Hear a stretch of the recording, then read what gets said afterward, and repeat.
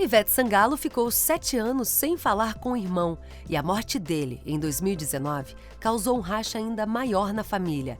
Ivete é a caçula de 6 irmãos e todos sempre foram muito unidos, ainda mais depois de 2 perdas muito dolorosas, a do pai, Alzus, e de um dos irmãos, Marcos, que faleceram com apenas 6 meses de diferença. A minha adolescência foi pautada numa dor dilacerante. Quando começou a fazer sucesso, Ivete trouxe os irmãos para seu lado. Ela fazia questão de dividir o microfone com Mônica, que também é cantora.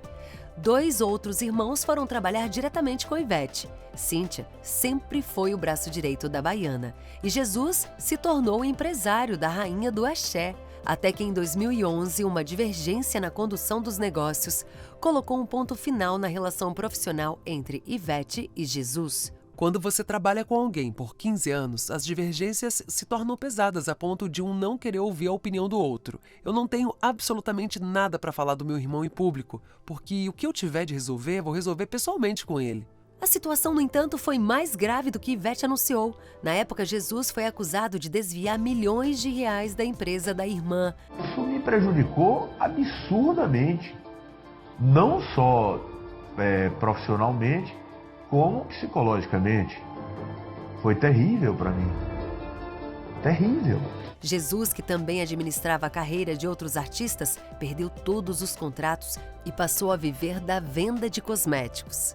2 anos após a demissão, o empresário entrou na justiça contra Ivete, pedindo 20 milhões de reais, que seriam de salários e direitos atrasados. Os dois entraram em um acordo pouco tempo depois, mas a relação estava muito desgastada e eles ficaram 7 anos sem se falar.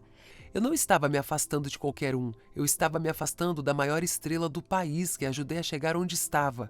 Eles só voltaram a se falar no final de 2018, quando Jesus foi submetido a uma cirurgia de risco.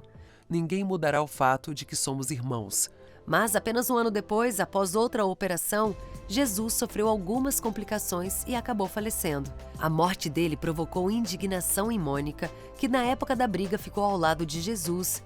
A irmã mais velha de Ivete fez um longo desabafo nas redes sociais, associando a morte do irmão à mágoa. Há várias formas de morrer. Pode-se morrer de mágoa, que se disfarça em doenças de 1000 nomes. Por causa da tristeza, a pessoa vai perdendo a vontade.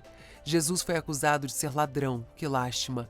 Julgado e condenado pela crueldade parcial da imprensa, crucificado moralmente sem que ninguém saísse em sua defesa.